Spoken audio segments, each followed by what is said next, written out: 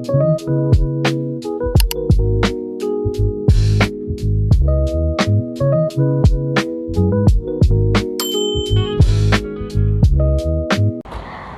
everyone, welcome to my YouTube channel. Before that, I'm Destiana, a first semester student at Universitas Teknokrat Indonesia, major accounting.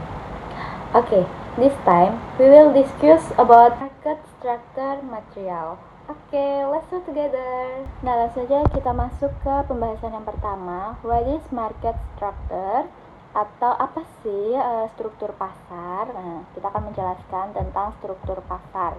Nah, mendefinisikan karakteristik struktur pasar menjelaskan karakteristik pasar berdasarkan yang pertama yaitu jumlah penjual dan pembeli. Nah, semakin banyak pembeli maka penjual akan semakin untung.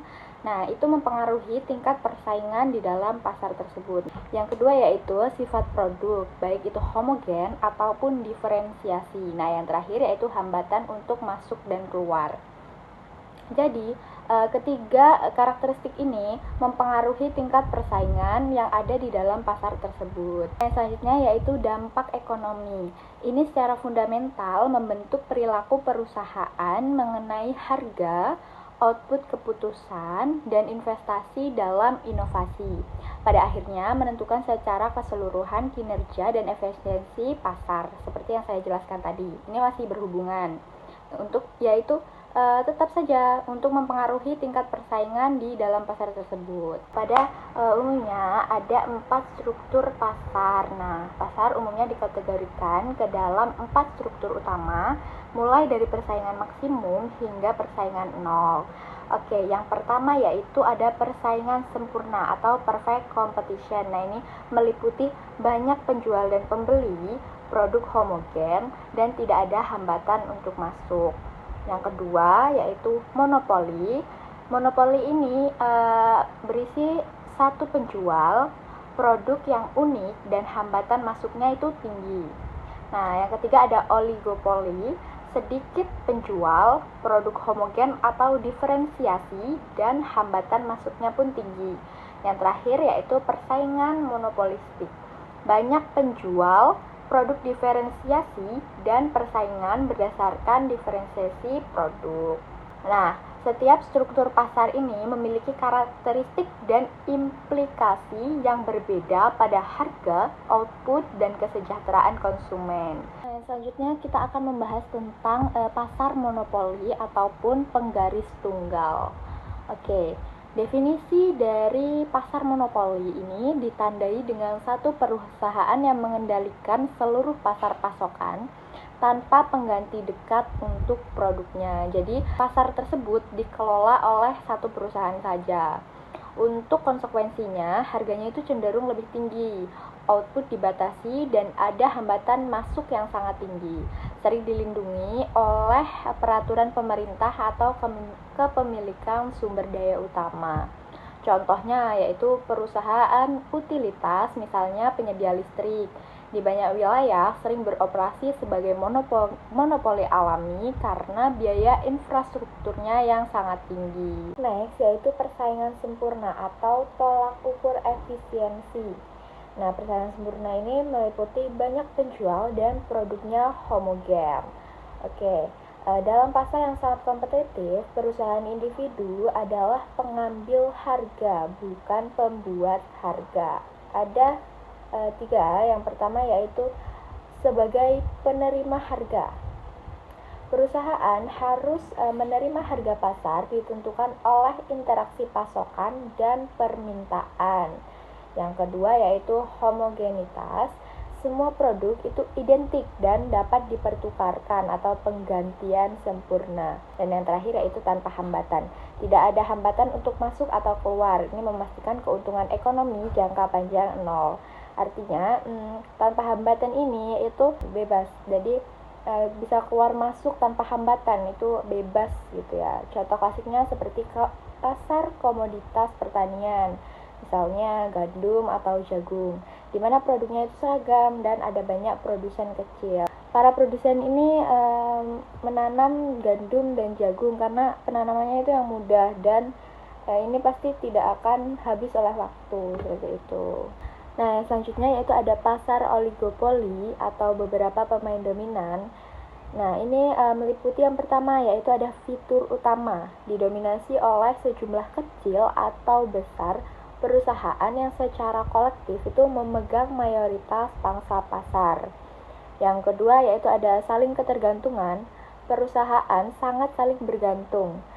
Tindakan satu perusahaan misalnya mengubah harga secara signifikan itu dapat berdampak pada yang lain.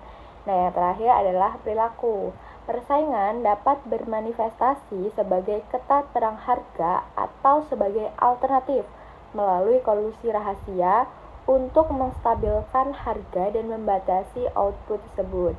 Contohnya, industri otomotif global, penyedia telekomunikasi besar, atau pasar konsol video game seperti Microsoft, Sony, dan Nintendo. Next yaitu persaingan monopoli atau diferensiasi adalah kuncinya. Struktur ini menampilkan banyak penjual yang menawarkan produk yang serupa tapi tidak identik, memungkinkan persaingan non-harga. Yang pertama ada variasi produk. Produk ini dibedakan melalui brandingnya, kualitas, kemasan, atau gambar yang dirasakan. Nah, yang kedua yaitu masuk atau keluarnya itu mudah. Hambatan untuk masuknya rendah, yang berarti perusahaan dapat masuk ke pasar jika keuntungannya tinggi dan keluar jika kerugiannya terjadi. Dan yang terakhir yaitu kontrol harga yang terbatas. Perusahaan memiliki sedikit tingkat kekuatan penetapan harga karena diferensiasi produk. Tetapi secara keseluruhan pilihan konsumen membatasi kekuatan ini. Nah, contohnya yaitu seperti perusahaan listrik negara atau PLN di Indonesia. Sebelum adanya deregulasi, PLN ini memiliki monopoli atas penyedia listrik di Indonesia. Yang kedua yaitu ada Microsoft Windows.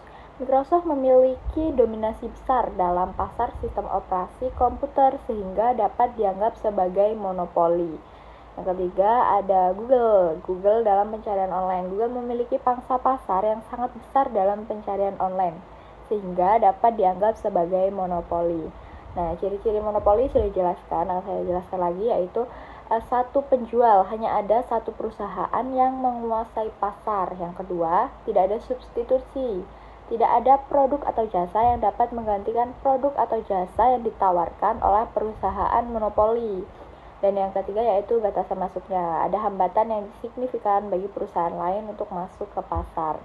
Monopoli dapat memiliki dampak negatif juga nih pada konsumen dan perekonomian, seperti harga yang tinggi dan inovasi yang terhambat. Oleh karena itu, banyak negara memiliki undang-undang antitrust untuk mengatur dan mengawasi monopoli. Nah, selanjutnya ada studi kasus nih tentang evolusi struktur pasar modal. Yang pertama ada regulasi dan pengawasan. Otoritas Jasa Keuangan atau OJJK memastikan kepatuhan terhadap peraturan dan perlindungan investor. Yang kedua ada bursa saham. Bursa Efek Indonesia (BEI) bertindak sebagai platform dan pasar perdagangan utama fasilitator. Yang ketiga ada perantara. Perusahaan pialang dan bank investasi mengeksekusi perdagangan dan menawarkan layanan konsultasi.